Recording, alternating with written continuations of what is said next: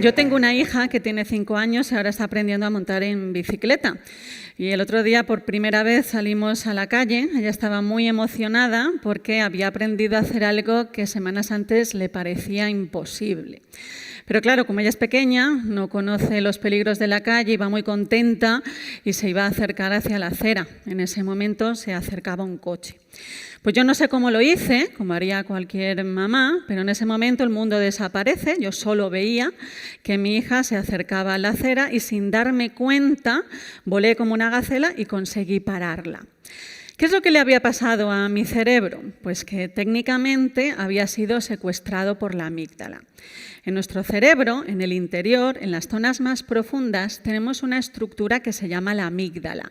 Se llama así porque es del tamaño de una almendra. Es una zona muy importante porque está involucrada en la gestión de nuestras emociones. Es la que está implicada, la que se activa cuando hay algo que me gusta, cuando hay algo que no me gusta. Esto se descubrió por primera vez en el año 1984 en la Universidad de Nueva York y desde entonces la amígdala es la región de las emociones por excelencia. Pero esa misma universidad, años después, descubrió que la amígdala tiene una peculiaridad, y es que la amígdala es un detector de alarmas. Cuando hay algo que le parece que es alarmante, que nos pone en peligro, se activa de una forma muy fuerte y activa una carretera secundaria, es decir, no respeta la jerarquía del cerebro, activa una carretera y accede directamente a la corteza frontal. La corteza frontal, para la neurociencia, es la joya de la corona, es la zona que está más involucrada en la gestión de nuestra conducta, por ejemplo. Decimos así en un lenguaje un poco popular que es el cuartel general del cerebro. Entonces, la amígdala, cuando reacciona, cuando hay algo que nos da mucho miedo, cuando hay algo que tiene una emoción que es muy fuerte, toma el control de la amígdala. En ese momento bloquea los demás sistemas, nada más existe, solo proceso la información en la que está involucrada en ese momento la amígdala. Como os imagináis, esto es una ventaja maravillosa. En ese momento, pues yo reaccioné como una gacela y pude parar a mi hija. Ahora bien, lo que nos dice la literatura científica es que cuando estamos estresados, y en concreto cuando tenemos estrés crónico o cuando tenemos mucha ansiedad, la amígdala detecta alarmas donde no las hay. Nos enfadamos ante un motivo que a lo mejor no lo merece, somos muy reactivos emocionalmente, vemos cosas negativas por todos lados. Esto en la neurociencia lo que se ha visto es que la amígdala se hipertrofia, es decir, su volumen cerebral aumenta, es más grande de lo que debiera ser. También se observa que la amígdala está hiperactivada. Las neuronas que componen esta estructura empiezan a emitir descargas eléctricas sin parar y generan un grandísimo consumo hemodinámico. Esto hace que lo que era una ventaja para nosotros se convierta en una de las mayores fuentes de insatisfacción vital. Estamos constantemente irascibles, viendo problemas a lo mejor donde no los hay, porque la amígdala ha bajado su umbral para detectar esas alarmas. Desde la investigación científica estudiamos de qué formas podemos hacer que ese sistema amigdalino se regule. Es decir, no tiene que desaparecer, pero tampoco tiene que estar tan hiperactivado. Una de las formas que estudiamos en la universidad es a través de la meditación. Cómo, cuando realizamos meditación de forma regular, podemos moldear, equilibrar ese sistema. Siempre nos preguntamos, ¿no? Y yo que me dedico a la investigación, digo, bueno, ¿qué tengo que hacer para meditar? ¿Me tengo que ir a vivir a un monasterio? ¿Medito? No hace falta llevar una vida retirada, no hace falta vivir en ciertas condiciones, no hace falta meditar un montón de horas, ni consiste en dejar la mente en blanco. Lo que supone la meditación, lo que nos dice la neurociencia, es que a los 5 días de empezar a meditar se empiezan a observar cambios en la estructura de nuestro cerebro. Pero no es a partir de los 2 meses cuando esos cambios ya son significativos. Hay zonas que aumentan, zonas que disminuyen, conexiones que se generan. ¿Y cómo podemos empezar a meditar?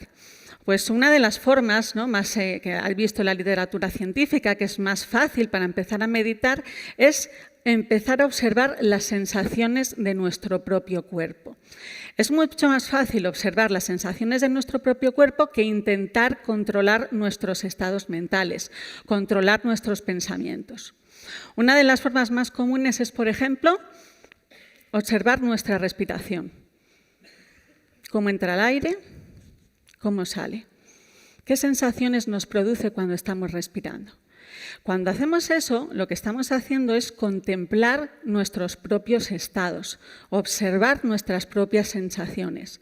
La respiración afecta a nuestro cerebro. Cada vez que nosotros inspiramos, la dinámica de nuestras neuronas cambia. La respiración es uno de los marcapasos de zonas tan importantes como, por ejemplo, el hipocampo, que es la memoria, la corteza frontal, de la que hemos hablado, la amígdala, que son las emociones. Observar nuestra respiración aumenta la influencia que ya de por sí tiene la respiración sobre nuestro cerebro. Estamos observando uno de los procesos que más afecta a nuestra dinámica.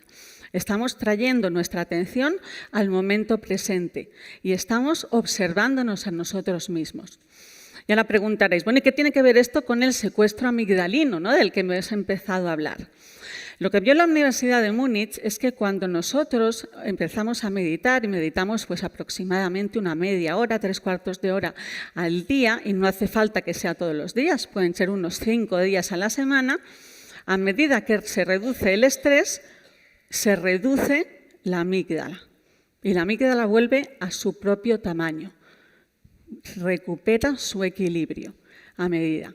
¿Por qué? Porque lo que hacemos es observar de forma ecuánime nuestras sensaciones.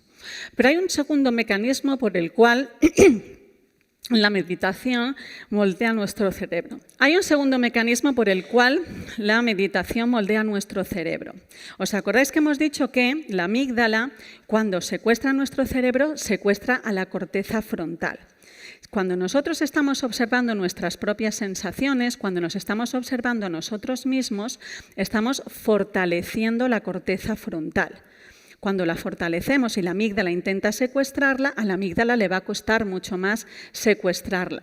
Por tanto, la meditación aumenta nuestro bienestar, mejora nuestra inteligencia emocional, supone una mayor regulación emocional, nos hace tener una mayor prevención para esos secuestros amigdalinos, es decir, mejora nuestra calidad de vida.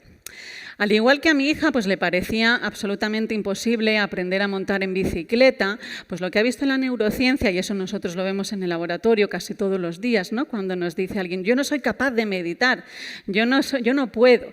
Pues nosotros en nuestro cerebro, nuestra capacidad de moldear el cerebro, que es la plasticidad cerebral, nos permite incorporar hábitos que nosotros no creíamos.